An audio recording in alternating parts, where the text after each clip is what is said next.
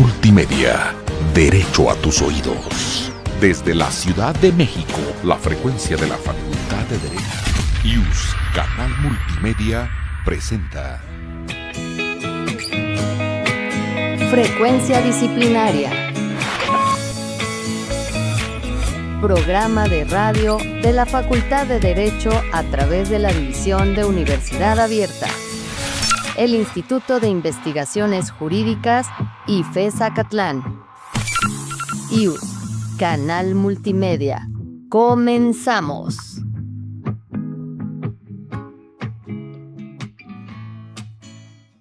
Hola, muy buenas tardes, noches, para aquella gente que nos está sintonizando en vivo, pero igualmente puede ser muy buenos días o buenas madrugadas, porque este programa queda alojado en los sistemas de difusión de nuestra universidad, por lo cual tienen el gusto de poderlo verificar cuando más les convenga. Un verdadero placer, les habla Yuri Pavón Romero, que soy su anfitrión de esta noche, de este programazo, Frecuencia Disciplinaria, que el día de hoy tenemos unos invitados que son perfectamente de lujo. Antes de dar paso con ellos, quisiera agradecer de una forma sincera la intervención que se lleva a cabo por la Facultad de Derecho para tener estos espacios, esta bonita cabina que cada vez está quedando mucho mejor, pero de igual manera también agradecer en específico a nuestras autoridades, que van desde nuestro señor rector hasta nuestra querida directora, la doctora Sonia Venegas Álvarez, nuestra secretaria general, nuestra secretaria académica, y bueno, para no hacer más lenta nuestra intervención, voy a dar el uso de la voz presentando, ¿cómo vamos? Es decir, a mi lado izquierdo tengo a la querida maestra Cristina, ¿verdad? Cristina de Los Ángeles Moreno Guerrero. ¿Cómo está, maestra? Bien, muy bien, feliz de por estar por acá, por este medio. Agradecer igualmente al rector, a la directora, a la doctora Sonia Venegas, nuestra directora de la facultad. Sí. También agradecer aquí a los grandes maestros que tuvieron bien a invitarme. Y pues feliz, ¿no?, de participar en un evento como estos, porque esto para llevar a todos los estudiantes y a todos los que nos están escuchando, pues con una plática podemos hacer más ameno el estudio del derecho. Doctora, eres una persona conocida, desde luego, pero la gente suele estar muy cercana a sus profesores. Este programa no es un programa de nicho, es un programa un poco más elaborado, un programa de personas que son muy conocedoras, nos siguen muchas redes sociales especialistas, por lo cual te pueden llegar a conocer muchos, pero igual y no. ¿Quién eres? ¿Nos puedes dar un adelanto de tu presentación? De mi semblanza. Sí, por favor. Pues bueno, les comento, soy ecuatoriana de nacimiento, estudié Derecho en mi país, República de Ecuador, estudié allá lo que es la licenciatura en Ciencias Sociales y Políticas, abogada de los Tribunales de la República del Ecuador y doctora en Jurisprudencia. Llegué por cosas de la vida a México, yo pensé darme 2 años sabáticos, y pues me quedé enamorada de este país y se me fue abriendo las puertas. Pude realizarme la revalidación de mis estudios, licenciatura en Derecho. Luego seguí una maestría en Derecho Civil y actualmente pues acabo de obtener el título de doctora también en jurisprudencia en este hermoso país. Ya llevo 15 años y llevo como 12 años en la experiencia del derecho administrativo sancionador. Y por cosas de la vida en este momento estoy de directora jurídica corporativa en Agrocemex, dándole un rumbo totalmente diferente al administrativo, pero que también es importante porque es en el actuar diario de los servidores públicos. Entonces, trabajé más de 8 años como gerente de responsabilidades en el órgano interno de control del FONACOT. Fue titular del área de quejas de la unidad de responsabilidades de la CFE. Y también fui titular del área de responsabilidades del órgano interno de control en el IPAF. Instituciones de por sí, por su nombre lo dice, que son grandes, con muchas complejidades, órganos internos de control grandes y con sus problemas grandes y órganos internos de control pequeños, como fue el FONACOT, que también tiene sus pequeños problemas, que también en su momento fueron grandes, pero se va aprendiendo. Cada uno en su diferente sector y la evolución de esta maravillosa materia que es la responsabilidad administrativa, con la ley anterior, con la Ley Federal de Responsabilidades Administrativas de los Servidores Públicos y con la actual. Entonces, ese cambio de una ley a la otra fue para mí en especial de que aparte de venir de un país a otro país y sumergerme en este ámbito del derecho me ayudó mucho el derecho comparado, todo lo que tenemos a nivel internacional, el reconocimiento allá en el 2011 de los derechos humanos, que aquí en México pues fue el boom en su momento. Sí. Entonces, todo esto me ha llenado a mí, no solo como persona, y como profesional, pues enamorada cada vez de México, porque siempre he dicho, México tiene las leyes muy actuales. Por ejemplo, tienen la figura del derecho de amparo, una figura maravillosa que en algún momento, cuando regrese a mi país, espero llevar lo que he aprendido aquí en México. Doctora, bienvenida, y me sorprende su trayectoria, usted, y además su acento, no tiene acento.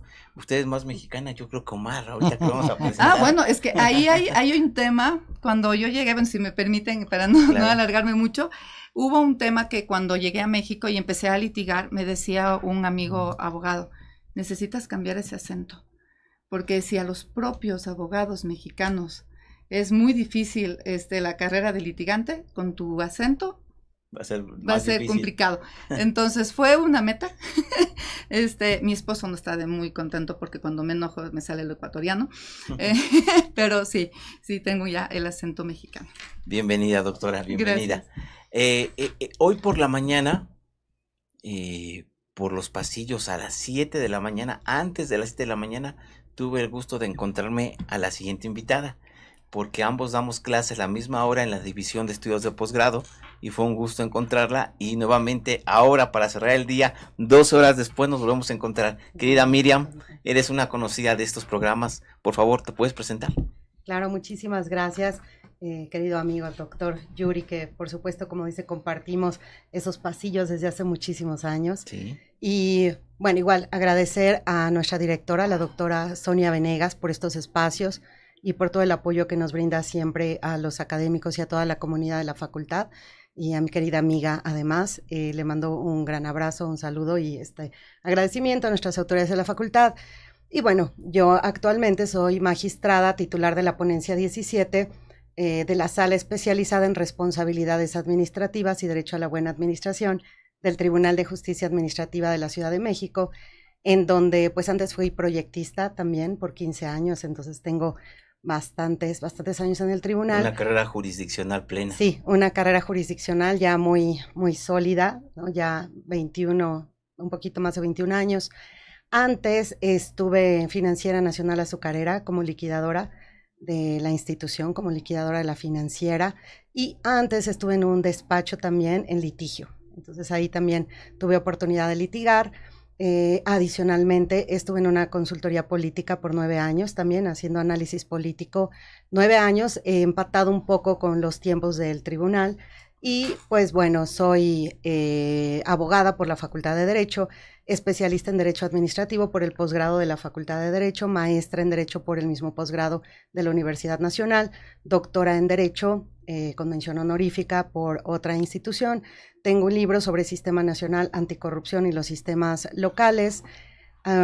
Imparto clases en la Facultad de Derecho, he estado en todos los sistemas, escolarizado, abierto, presencial, en todos, y actualmente pues imparto clases en el posgrado de la Facultad de Derecho, en escolarizado, donde además tengo la oposición en Derecho Administrativo. Enamorada del Derecho Administrativo y de la facultad. Sí, de la facultad, por supuesto, en primer lugar, del Derecho Administrativo, que es pues las áreas que me desempeño. Además, imparto clases, cursos, conferencias en instituciones académicas de nuestro país, de pronto también conferencias en otras universidades internacionales, también para instituciones de gobierno, en fin, mucho de academia también. Aquí en academia tengo 20 años de impartir clases, ya ni quiero decir cuántos años, pero bueno, son bastantes, es un poco mi ámbito, y pues particularmente con la labor del tribunal y el desempeño actual que tengo, pues enfocada en estos temas anticorrupción, en temas de responsabilidades administrativas,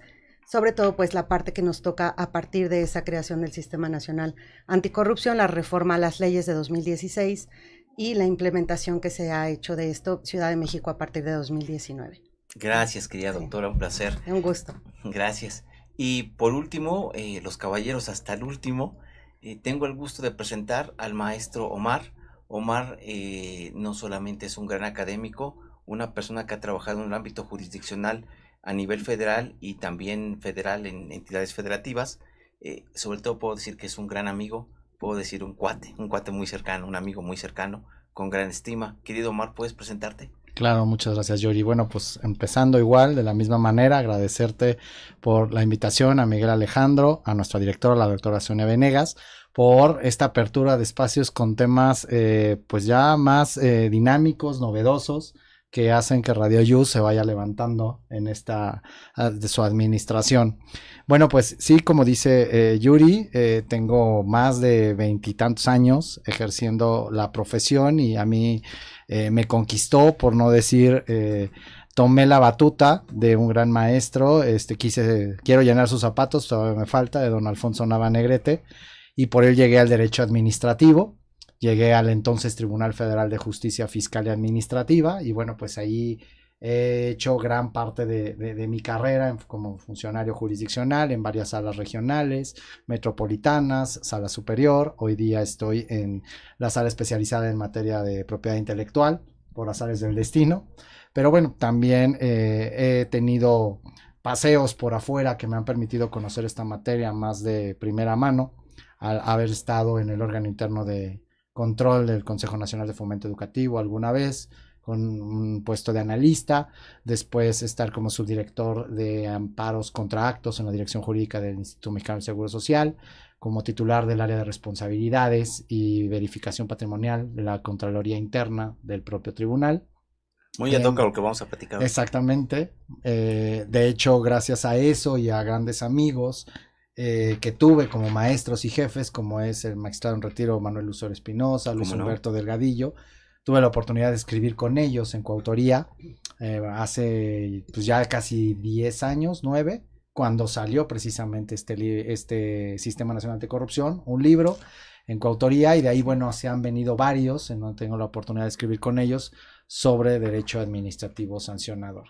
Y dado que en algunos tiempos pues me he rebelado contra el sistema y decir ahora quiero ser mi propio jefe y dedicarme a consultorías privadas, pues también el área de defensa la conozco por ahí, pero me gusta más estar en lo jurisdiccional y por eso busqué. Y bueno, pues también quienes me conozcan, pues ya tengo varios años dando clase, unos 12 años aquí en nuestra facultad. Antes en licenciatura, ahora tengo la oportunidad de hacerlo en la División de Estudios de Posgrado. Yo no tengo el placer de verlos porque tengo el mismo horario, pero los martes y los jueves, de 7 a 8:30.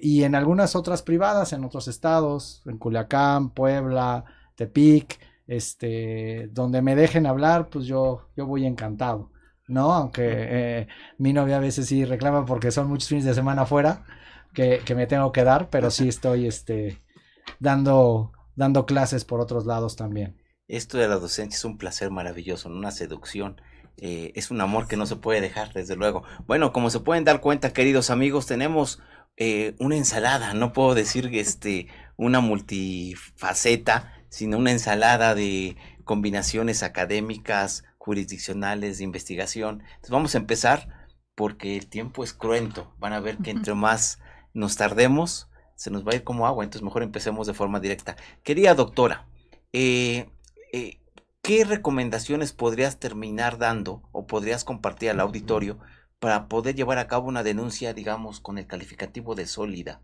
que pueda ser útil tanto para gente que está en el foro como para servidores públicos, es decir, para litigantes, servidores públicos? ¿Qué sugerencia puedes dar?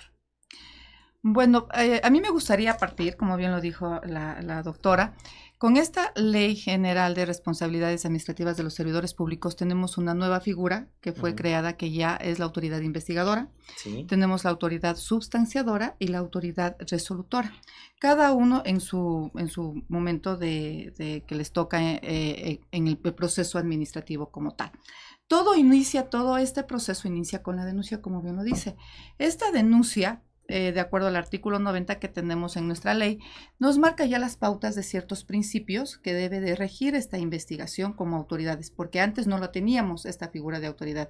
Ya nos dan a nosotros, cuando en su momento en órganos internos de control, se podía llegarse de la información o de los indicios que teníamos, pues llegarnos de una mejor manera. Ahora bien, partamos la denuncia. La denuncia tiene, para que sea sólida, tenemos que empezar poniéndonos del lado de la autoridad investigadora. Yo creo que eso es muy importante, de que todas las personas que nos están viendo y nos están escuchando, tenemos que ponernos de ese lado, porque de este lado nosotros no tenemos la película completa. Poniéndonos en primer lugar de ese lado, entonces vamos a hacernos ciertas preguntas. ¿Qué es lo que necesita a la investigadora para poder nosotros arrancar ese mecanismo y poder llegar a una verdad material? Entonces, primero necesito el nombre. Primero, para identificar que sea un servidor público o no sea un servidor público.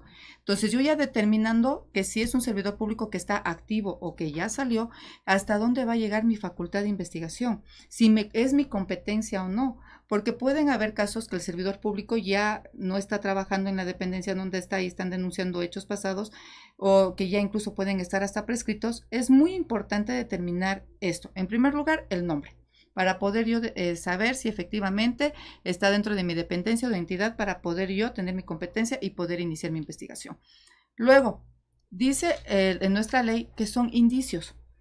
Basta con indicios, nos tenemos que ver que esta denuncia tenga que ser, que nos dé los mínimos requisitos esenciales de circunstancias, tiempo y modo y lugar.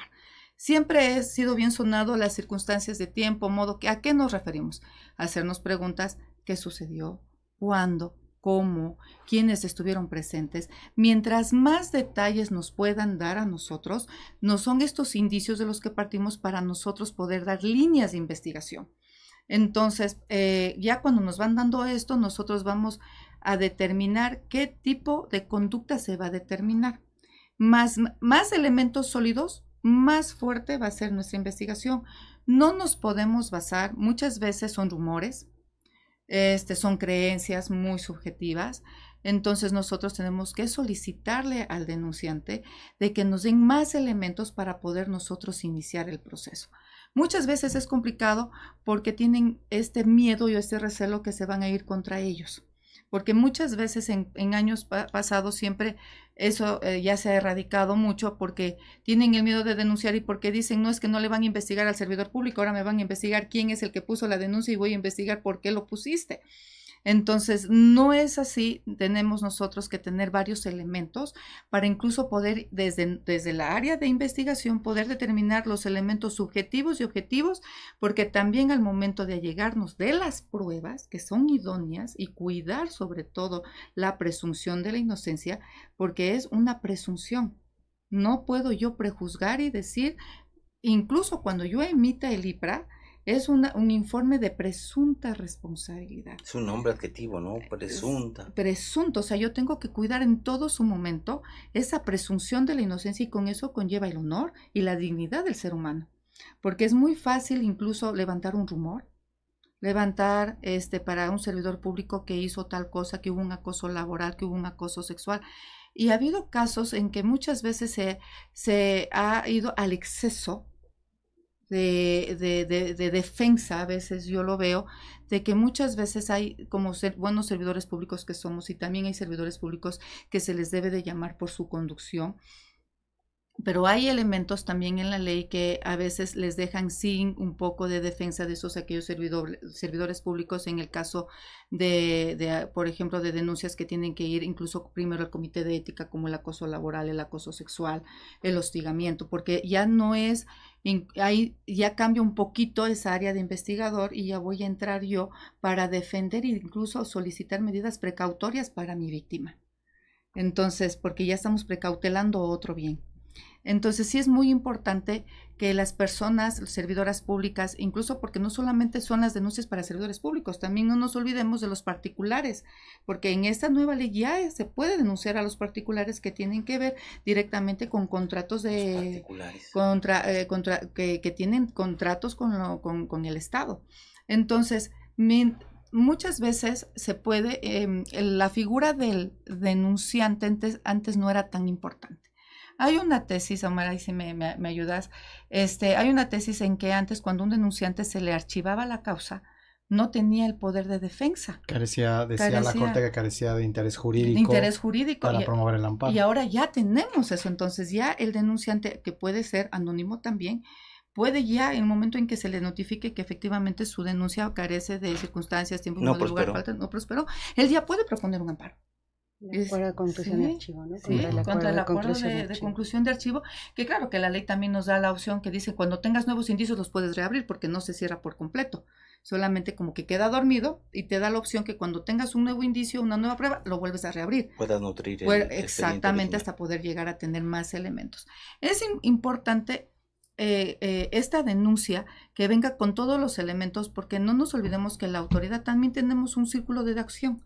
No nos podemos ir más allá.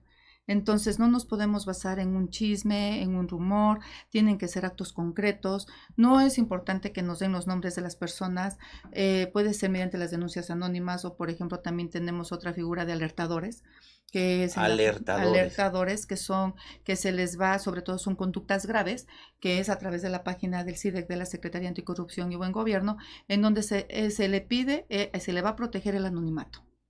Igualmente en aquellos casos que, por ejemplo, que son contra el acoso laboral, acoso sexual, que también ya dentro de los procedimientos empezaron a trabajar con iniciales para proteger los nombres. Y entonces se da esta protección y se puede llegar a un buen proceso administrativo cuando ya nosotros hemos iniciado una buena denuncia, que nos den los elementos necesarios y que esto, y si se solicitan más elementos o si se tienen pruebas que también nos pueden hacer llegar, testimonios, documentales, correos electrónicos, grabaciones, que luego entonces nosotros le vamos a tener que darle esa legalidad de la obtención, porque por ejemplo, me voy a acotar una grabación, yo lo recibo, tengo que determinar qué me dice a mí la ley, que bajo mi lógica, mi sana crítica y mi experiencia, yo voy a determinar qué valoración, incluso irme un poquito más allá antes de irme a la substanciadora, qué elemento de prueba eso me sirve para yo llegar a hacer mi IPRA. Entonces, sí es muy importante que incluso el personal que está a cargo de las investigaciones esté preparado, de saber conocer qué técnicas, qué métodos de investigación, porque la ley lo dice muy bonito y muy claro, dice utilizar, lo traje justo para leerlo, dice, incorporarán a sus investigaciones técnicas, tecnologías y métodos de investigación. Entonces sí es algo hermoso y algo muy que todos los que trabajamos en el servicio público y más los órganos internos de control necesitamos servidores públicos preparados en técnicas de investigación, en metodología, para poder llegar, basta con una denuncia incluso anónima y con unos pequeños indicios, poder llegar a descubrir la verdad material. Sí, sin duda necesitamos una profesionalización que se va por buen camino, pero necesitamos indagar y ser mucho más precisos, más exhaustivos como servidores públicos, desde luego. Querido Omar, en relación con lo que acaba de decir la doctora, ¿qué opinión te merece? Me refiero específicamente sobre las labores de investigación y las labores de verificación, cuando la autoridad lleva ese control tanto con autoridades como con particulares. Esa clásica labor conocida como la función de policía, la labor de verificación. ¿Qué nos puedes decir, querido amigo? Claro, pues mira, como lo digo yo mucho siempre en clase, no estamos bien educados en una relación de administrado con ente, gobierno, poderes, porque el Vox Populi siempre dice, no, pues a ver, conmigo no te metas porque yo soy bueno, bonito y hermoso y hago todo bien. Claro que si me va mal, tengo una inundación, se me cae el techo, se me vino el río encima, sálvame tu estado. Sonará ridículo, pero esto va a una posición, y voy a retomar parte de lo que dijo Cristina. Voy a utilizar al Estado cuando a mí me conviene para las reglas de mis propios intereses. Ella bien lo sabe, la doctora también en la labor, y yo sobre todo también a nivel del viejo sistema de ley de responsabilidades administrativas, pues lo veíamos que los asuntos de responsabilidades nacían de puros chismes y se desestimaban mucho porque eran muy usados como instrumentos de venganza o de presión. No tan lejos tenemos a Alejandro Nieto, fallecido creo que el año pasado, autor español, que decía que por eso no funcionaba el derecho disciplinario enclavado en la propia administración, por ser el derecho del amigo y del enemigo, en donde al enemigo le puedo inventar, le puedo presionar, le puedo usar, y al amigo lo puedo ayudar y solventar. Y de ahí nace la idea de lo que hoy tenemos, que es la jurisdiccionalización del derecho disciplinario, que por ahí en 2007 se dio el pequeño guiño, reformando la Constitución, dándole poder al entonces Tribunal Federal de Justicia Fiscal Administrativa para ser quien sancionara, pero nunca se operó. Entonces, bajo esa temática de que el pueblo, literal, la gente común, sin tener todavía, me voy a meter al carácter de servidor público, puede denunciar esto, y con base en lo que dice la doctora Cristina, pues estamos llevando a una necesaria profesionalización, no de esa persona que va a denunciar, sino de la autoridad, para que ayude el particular a esa autoridad a iniciar y saque de un lado pues las cosas de chisme, las cosas que no son objetivas. Purgue adecuadamente. Exactamente. El magistrado Manuel Lucero Espinosa en retiro él decía, se va a necesitar un denunciante calificado. Pero la verdad es que no hay manera de concientizar a una persona que realmente está sufriendo una afectación de cómo presentar la denuncia. Es la labor de la autoridad, ¿sí? Pero también tenemos el otro lado, el denunciado. Como decía Cristina, sí, hay la creencia después de que si yo voy a denunciar, me van a empezar a hostigar a mí porque resulta que a quien quiero denunciar, pues es amigo del contralor, del titular, es poderoso y entonces me quedo callado. Esa es una solución que busca, o ese es un problema que como solución la busca la jurisdiccionalización. Pero también hemos llegado a extremos, por ejemplo, de cuando sí se utiliza como arma de presión la materia de responsabilidades. Hay por ahí una tesis que alguna vez vi aislada, no la he vuelto a encontrar, pero derivaba de una ejecutoria donde una servidora pública había iniciado una reclamación de patrimonial del Estado contra la Contraloría. ¿Por qué? Porque le había seguido la N cantidad de procedimientos disciplinarios que tú gustes y mandes. Todos los ganó. A lo mejor en la propia sede, a lo mejor en órgano jurisdiccional. Pero decía, es que me están molestando. Pero lo que resolvió en esa tesis un colegiado fue de, tú como servidor público tienes la obligación de tolerar la actividad investigadora y verificadora de una autoridad de control respecto de tu actuación. Porque no es como particular, es como servidor público. Entonces, partiendo de eso, tanto debe haber conciencia en el denunciante, como debe de haber conciencia de los servidores públicos de que estamos sujetos a este análisis, escrutinio de nuestra actividad. Y derivado, pues la realidad, no podemos tapar el sol con un dedo, de todas las cuestiones políticas que se dieron hace 10 años, que buscaron solventar problemáticas que ya eran, pues a nivel mundial conocidas, se metieron a ciertos particulares, en donde pues está la actividad más fuerte que no solo en México, a nivel mundial se pretende erradicar, que es pues, los actos de corrupción en donde hay dinero público a través de la contratación pública, adquisiciones, bienes, servicios u obra, ¿no? México no es el único, no es el que está ni mejor ni peor en el índice de que mide la corrupción, lo podemos ver, del índice de percepción, hay países peores, hay países mejores, pero la problemática se da.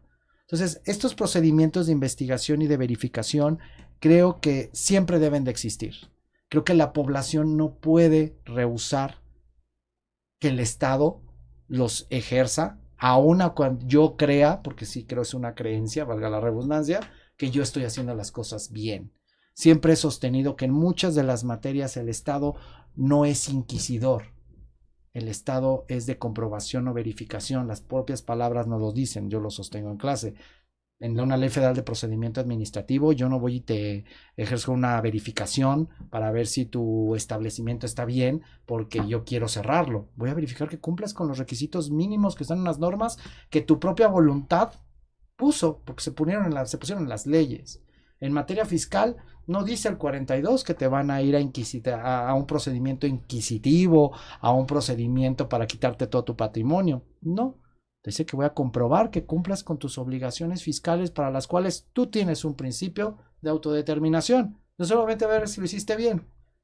Pero nos hemos vuelto, como Tom y Jerry, una carrera, Coyote y el Correcaminos, de ver quién le gana a quién, Estado particular, y entonces es ahí donde nos perdemos. Atención. ¿no? Yo puedo ser un servidor público que si sufro acoso laboral, tengan por seguro que voy a estar pensando cómo molestar, defenderme a través de una denuncia, pero a lo mejor yo no me estoy dando cuenta, ¿sí? Que al momento de no dar un buen trato, ahora con una falta administrativa no grave, en términos del 49, fracción primera de la ley, de aplicar el código de ética, los principios, etcétera, pues estoy haciendo mi trabajo de manera defectuosa, perjudicando a alguien, al propio servicio público, porque llego tarde, porque no recibo a nadie, porque no saco los trámites, por lo que gusten y manden, que viole eso, no me doy cuenta. Y si me voy a molestar, si me denuncian y entonces me investigan a mí. Fíjate que es muy interesante lo que acabas de decir, sobre todo para aquella gente que no es especialista, aquella gente que ve de atrás hacia adelante la vitrina, saber que el funcionario público tiene una personalidad reducida en cuanto a la capacidad verificatoria del Estado, que tenemos por el solo hecho de ser servidores públicos, cuando lo hemos llegado a hacer, tenemos una responsabilidad pasiva de por sí, que tenemos la obligación de soportar la intervención estatal, que tiene que ser siempre soportada y desahogada adecuadamente para que veamos que nos comportamos con probidad al servidor público. Bueno, muy interesante, y también eso va contra los particulares, a pesar que están medianamente fuera del esquema público, también pueden llegar a tener esa capacidad de soportar esa actividad del Estado, sobre todo en las contrataciones, ¿no? También estamos viendo esos temas. Querida Miriam, ahorita vamos a pasar a las preguntas porque han llegado algunas cuantas, pero antes de eso quiero comentarte algo en relación a lo que decía Omar, que en sí vamos como una cadena argumentativa cuando empezó Cristina, Omar y ahora contigo. Con respecto a estos puntos, ¿qué consideraciones diferenciales puedes encontrar entre la capacidad sancionatoria que puede tener el Estado, pero por el lado de la administración pública versus el lado de la función jurisdiccional? ¿Qué diferencias, qué ventajas, qué similitudes? Mira, qué interesante tu pregunta, y creo que es algo fundamental con los estudiantes de posgrado. Precisamente creo que hoy tenía esa charla exactamente, entonces traigo ahí como algunos temas un tanto frescos, ¿no? Pero una pausa, me acordé que si nos vimos a las 7 de la mañana hoy y seguimos aquí a las 7 de la mañana, para que vean qué tan comprometidos estamos con esta difusión de temas tan importantes, sobre todo con la materia anticorrupción. Y cómo trabajamos efectivamente, pues tanto la administración pública como los tribunales en esta operatividad de este sistema que efectivamente ya cumple 10 años. La reforma constitucional fue en 2015, las leyes se emiten en 2016, la de responsabilidades, bueno, comienza a aplicarse hasta 2017 y a partir de ahí partimos con este nuevo diseño institucional en donde tanto las autoridades de los órganos internos de control o Secretaría Anticorrupción y de Buen Gobierno, ahora antes Secretaría de la Función Pública, como también la Auditoría Superior de la Federación y las auditorías de las entidades federativas, intervenimos dentro del procedimiento disciplinario, ¿no? Que puede concluir en una sanción o no. Me preguntaba sobre la efectividad de esta contribución, dependiendo de si las sanciones que pueden ser emitidas por la administración pública o por los tribunales, ¿no? Primero, creo que sería importante distinguir en qué casos son las autoridades administrativas quienes sancionan cuando se trata de faltas no graves.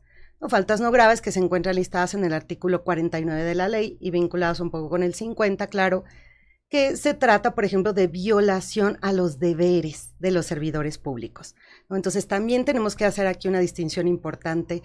Se mencionaba ya no solamente con el esquema que manejamos desde hace, pues ya decíamos 8 años realmente, porque es de 2017 para acá, a nivel constitucional 10, no solamente los servidores públicos pueden ser sujetos de sanción, sino que ahora también los particulares. Yo sí voy a abonar, no es solamente en el esquema de contratación. En el esquema de contratación era con la ley anterior que se refería a la corrupción en el ámbito de la contratación pública, que se abroga con la entrada en vigor de estas nuevas leyes, y en donde entendemos que el combate a la corrupción se debe dar desde esas dos vertientes, servidores públicos y particulares. ¿Por qué lo hacemos así, no? ¿Por qué lo hacemos? Porque todos estamos vinculados de alguna manera con el ejercicio del poder público. Hay quienes lo detentamos y lo ejercemos y tiene que hacerse con base en los principios de actuación que establece el 109 de la Constitución y las leyes, ¿no? Honradez, probidad, eficacia, eficiencia, imparcialidad, objetividad y demás, ¿no? Respeto a los derechos humanos, etcétera, ¿no? Estos principios de actuación Pero también, por otro lado, tenemos a los particulares que se ven inmersos en la lógica del ejercicio del poder, porque también pueden acceder a beneficios a través de este o requieren la realización de trámites y servicios para obtener permisos, licencias, autorizaciones, concesiones, en fin, un cúmulo de situaciones en las que se ven involucrados con el poder y en donde también pueden utilizarlo para obtener un beneficio que no les corresponde. Entonces, tenemos por un lado el servidor público que puede hacer abuso de ese poder para beneficiarse, no usarlo en aras del bien común, del orden público, en beneficio del interés general, no, lo utiliza para sí mismo, pero también tenemos al particular que de pronto quiere beneficiarse y para acceder a un beneficio presenta documentación falsa. Por ejemplo, contrata a un servidor público que se encuentra en una posición en donde estaba inhabilitado para ser contratado en el sector privado porque la ley establece una temporalidad para no poder ejercer en algunos ámbitos en función de la información y la experiencia que tiene en determinado sector que puede proveer una ventaja indebida a un particular, a una empresa. Entonces, bueno, tenemos, por ejemplo, soborno también, ¿no? Puede ser que un particular le quiera otorgar una prebenda a un servidor público para obtener también un beneficio indebido. Entonces, ambos pueden abusar del poder. Para evitar esos abusos, bueno, el Estado establece este control a través de, por un lado, tenemos control interno del Ejecutivo, por otro lado, tenemos el control externo con la fiscalización del presupuesto que hace la auditoría. Y, bueno, todos esos controles, ¿cuál es la finalidad? Más allá de que los ejes son prevención, detección y sanción, en la parte, ya nos comentaban hace ratito, la detección, una parte es la denuncia, otra parte son estos controles internos. Los procedimientos no inician solo con denuncia, inician también a través de el ejercicio de estas facultades de control interno y de auditoría, ¿no? Son las tres figuras por las que podemos iniciar estos procedimientos. La denuncia se da en la administración, puede darse en los órganos internos de control, digamos, pueden detectarse las sanciones. En la administración pública van a sancionar por esas faltas no graves que la ley establece que únicamente impactan a los servidores públicos porque se encuentran listadas a modo de deberes, de obligaciones inherentes al cargo. Por tanto, la violación de esos deberes solamente puede ser cometida por los servidores públicos. Y ahí los van a sancionar con, encontramos, por ejemplo, amonestación, ¿no?, destitución, inhabilitación, pero que van a ser sanciones menores a aquellas que se impongan a través de los procedimientos que se llevan ante los tribunales como resolutores. Vía jurisdiccional. Vía jurisdiccional, que en todos los casos va a ser cuando se trate de faltas graves. Esas faltas graves sí se refieren a tipos administrativos, a conductas que se encuentran listadas en la norma como aquellas que van a dar lugar a la responsabilidad. De quien, aquí sí, faltas graves de servidores públicos, tiene su capítulo especial, particulares que pueden ser personas físicas y personas morales, que eso a veces escapa también al alcance de esta materia, ¿no? Mucha gente no sabe. Yo en lo particular participo con muchas asociaciones de contadores, ¿no?, también de empresas que de pronto les sorprende saber que este tipo de responsabilidades les pueden implicar sanciones como la propia disolución de la persona moral. Podemos imponer esas sanciones. Entonces, pues tenemos y bueno, también particulares en situación especial, candidatos a cargos de elección popular, miembros de equipo de transición entre administraciones, líderes de sindicatos de gobierno, en fin, una competencia impresionante que tenemos los tribunales de justicia administrativas locales y federales para sancionar. ¿Cuál va a ser la diferencia? Y que es también algo importante. Bueno, en los órganos internos de control o en la administración pública, las sanciones que se imponen, por ejemplo, tienen la particularidad de que se ejecutan al momento en que son impuestas en la resolución. No hay que esperar a que queden firmes. Por ejemplo, de inmediato son ejecutables. En el caso de las faltas graves, no. Cuando los tribunales imponemos estas sanciones y emitimos una resolución, hay que esperar a que esa resolución quede firme, es decir, que se agoten todos los medios de defensa que la ley prevé para ejecutarlas, ¿no? La ley lo establece de esa manera. ¿Qué es lo que implica o por qué hay esta lógica en la ejecución de las sanciones, ¿no? Pues se considera un poco que en el ámbito de las faltas no graves para los servidores públicos hay menor blindaje, ¿no?, podríamos considerar que al ser sanciones menos duras, ¿no? Menos fuertes, pues se establece que la afectación puede ser menor tanto para el servidor público en sus derechos, como también que la falta tuvo un menor impacto para la sociedad.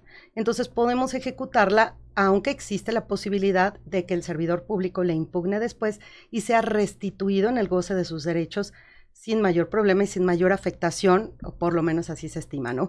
Entonces, bueno, va a tener, si bien es cierto, esta particularidad de ser más expedita, ¿no? Un poco se podría considerar más efectiva en cuanto a rapidez, pues también, por otro lado, pues va a tener menor solidez, porque lo hemos visto en la realidad, que estas resoluciones son más susceptibles de ser revocadas en los tribunales, ¿no? Entonces ahí podríamos hablar que tienen menor solidez. Por otro lado, también las administrativas, si bien es cierto que pueden tener esta particularidad que podría parecer negativa, pues lo cierto es que también coadyuvan en ser más útiles para mantener la disciplina. Te sanciono y de inmediato te ejecuto. Entonces es útil para el ámbito de la disciplina judicial interna. Esa sería una de sus fortalezas en las administrativas. En las jurisdiccionales, por otro lado, encontramos mayor solidez, ¿no? Las resoluciones, aunque los procedimientos también son expeditos, yo te podría decir que tengo asuntos que he recibido este año que ya tienen sanción y que ya están, bueno, que tienen resolución y que ya están en apelación. Y están en apelación porque tuvieron sanciones. Su cadena impugnativa se está llevando y entonces es un trámite muy expedito, ¿no? Te imaginas recibir para resolución, en etapa de resolución que implica admisión de pruebas, ¿no? Admisión de pruebas, desahogo de pruebas, alegatos y el dictado de la resolución en menos de 6 meses lo tenemos. Muy bien. Entonces tenemos esa efectividad. Ya se salvaron de la disciplina judicial. ¿Mande? Ya se salvaron del tribunal, que ya ven que dicen que en menos de 6 meses te están cumpliendo. Bueno, nosotros procuramos, hay asuntos que conllevan un mayor desahogo de pruebas, que conllevan otro tipo de trámite que van a ser un poco más largos, pero realmente procuramos tener esa eficiencia. Entonces también lo hacemos a través de resoluciones que consideramos deben estar mejor fundadas y motivadas. Precisamente al ser revisores de la actuación de la autoridad administrativa, pues de pronto tenemos un poco la idea de los puntos que hay que reforzar en las resoluciones para darles mayor solidez jurídica y que tengan también este respaldo jurisdiccional, que además es un reflejo de la confianza ciudadana. Que los tribunales estemos siendo resolutores de las faltas graves es porque se nos ha dado esa confianza, tenemos muy buena calificación en la percepción de la ciudadanía respecto a esta actuación en donde somos imparciales, más imparciales que un órgano interno de control, porque le imputa, ¿no? Realiza la imputación en otra área, por supuesto lo marca la ley que tiene que ser otra área, pero finalmente ellos hacen todo el trámite, nosotros no. Nosotros lo recibimos para resolución, ya iniciado, ya con la imputación, ya con las pruebas, las vamos a admitir, a desahogar. Entonces, bueno, tenemos otro respaldo y son más difíciles de revertir nuestras resoluciones. Ahí de pronto, pues hay estadísticas en donde efectivamente revierten menos nuestras resoluciones y bueno, aunque el proceso es más lento porque no se va a ejecutar de manera inmediata, pero se espera que sea más sólido porque el impacto en la sociedad o en los derechos de los sancionados pues es mayor, ¿no? Entonces es un poco de esas diferencias. Uno es más dinámico, pero el otro es más sólido. Por ejemplo, yo que estoy en tribunales, pues ¿qué puedo decir, verdad? ¿Qué más podría decir? Queridos amigos, profesores, pero sobre todo amigos, el tiempo es despiadado, nos come. Entonces teníamos preparados otra ronda de preguntas, pero mejor vamos con las preguntas del auditorio, rogándoles que fuéramos muy ejecutivos con las respuestas y que conteste quien quiera. Vamos a pelearnos ahorita con las preguntas y respuestas. A ver, Lucy Cortés manda saludar a todos y en especial a la magistrada Lisbeth. Ay, Lucy, mi querida Lucy, un saludote. Qué gusto. Mario Pérez nos saluda a los panelistas del municipio de Naucalpan, Estado de México, y hace mención del buen abogado, doctor Rodrigo Rodríguez Sánchez, presente, dice.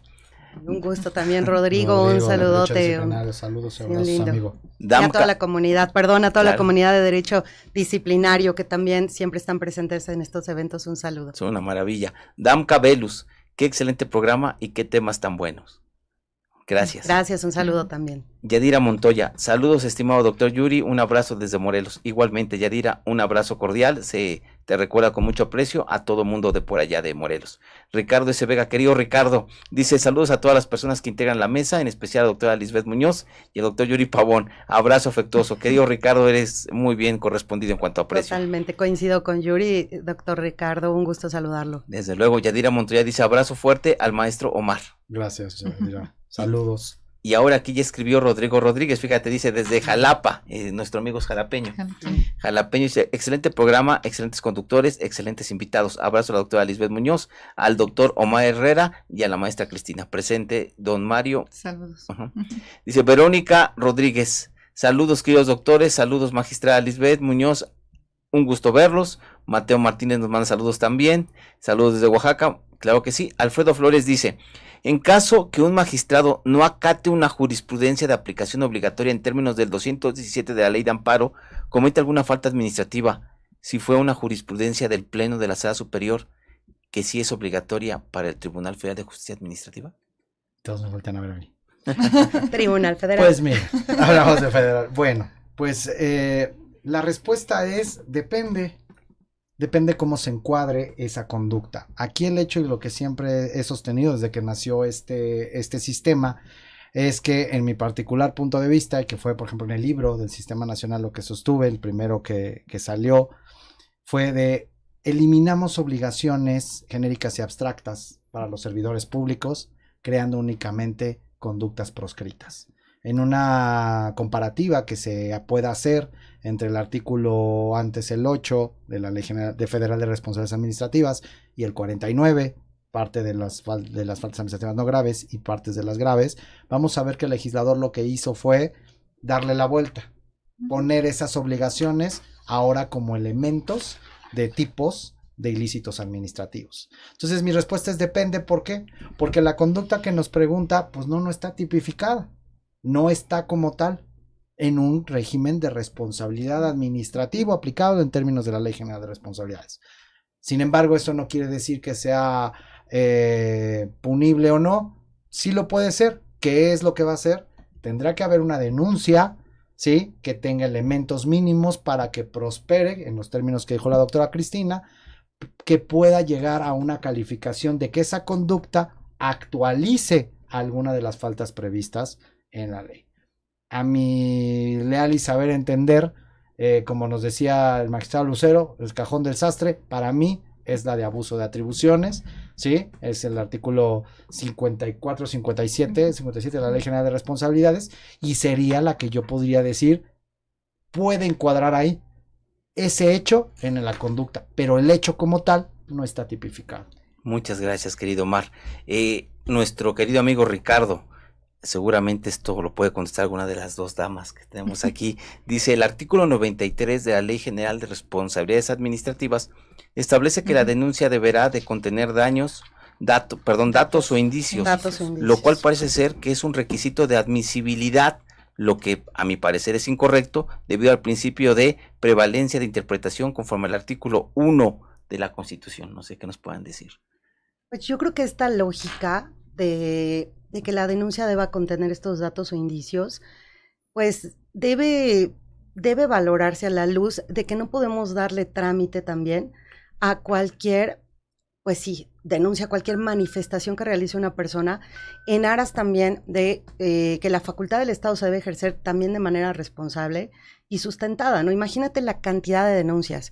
Y ahí, bueno, nos vamos a ir al mismo tema. Si te denuncio es porque tengo algún elemento, ¿no? Y el trabajo de los órganos internos de control y de las áreas que manejan las denuncias, las áreas de investigación, es tremendo. O sea, tienen una cantidad de trabajo impresionante en donde, imagínate, iniciar investigaciones por la simple manifestación que realice una persona que puede ser incluso anónima respecto a una actuación indebida. Entonces, creo que tiene esa justificación de tampoco ahogar a este tipo de órganos en denuncias que probablemente no vayan a prosperar, ¿no? Entonces, creo que esa es un poquito la lógica y para mí tiene mucho sentido, ¿no? Más allá de violación de derechos o no, creo que hay que tener esta lógica y esa racionalidad de cómo operar un sistema de denuncias y a cuáles darles trámite o no. creo que efectivamente quien no traiga un sustento, ¿no? Por lo menos un indicio, pues cómo podría prosperar una investigación del Estado agotando los recursos y distrayendo también de la función de otros asuntos que pues sí pudieran tener un sustento mayor, ¿no? No sé, es un poco mi lógica. Muchísimas gracias. Es muy importante lo que dices, Lisbeth, porque imagínate, cuando yo en algún momento estuve en CFE, nos llegaba aproximadamente de 10 a 12 denuncias diarias. Y esas son pocas áreas que tienen. Cuando en la época en la que estuve, justamente fue en la época de pandemia, entonces teníamos un total de denuncias que te digo que el fin de semana se nos llenaba el buzón y como dice la ley, tenemos 3 días para poder iniciar. Entonces, y también es importante ver del otro lado porque muchas veces ese dato o ese indicio nos puede llevar a encontrar realmente circunstancias que ni te imaginas. Caso Lavallato de Brasil. Sí. No, de Brecht, todos estos. Que basta con una cosita. Sí, si le pone, es por eso muy importante lo que decía el doctor Yuri, la profesionalización de las personas que están a cargo de recibir la denuncia. Por ejemplo, el momento de la simple lectura. Tener una comprensión lectora y poder determinar y decir, puede haber y tengo que llamar y decir, y porque como en el ámbito de ser investigador es como ser un detective. Y es muy hermoso ser detective porque también te agarras y dices, y bueno, y vamos a ver aquí la Rosa de Guadalupe, qué pasó, y nos vamos. Pero más que el chisme y de todo lo que quitar, como decía Omar, quitar todo eso, ir quitando, muchas veces no nos dicen nada, pero basta con un indicio, podemos irnos más allá. ¿Qué es lo que nosotros teníamos de práctica? Hacíamos, nos llegaba, veíamos, le damos lectura, a veces una denuncia de 1 línea, de 2 líneas, y a veces teníamos hasta de 30 hojas. Y que al final de la lectura no tienes ningún elemento para poder nosotros dar un inicio a esta denuncia. Entonces, lo que solicitábamos, a ver, señor denunciante, ¿nos podrías ya comprender? La Facultad de Derecho agradece a quienes realizaron este programa, conductores, invitados y productores, quienes participan de manera honoraria. En News, Canal Multimedia, Derecho a tus oídos.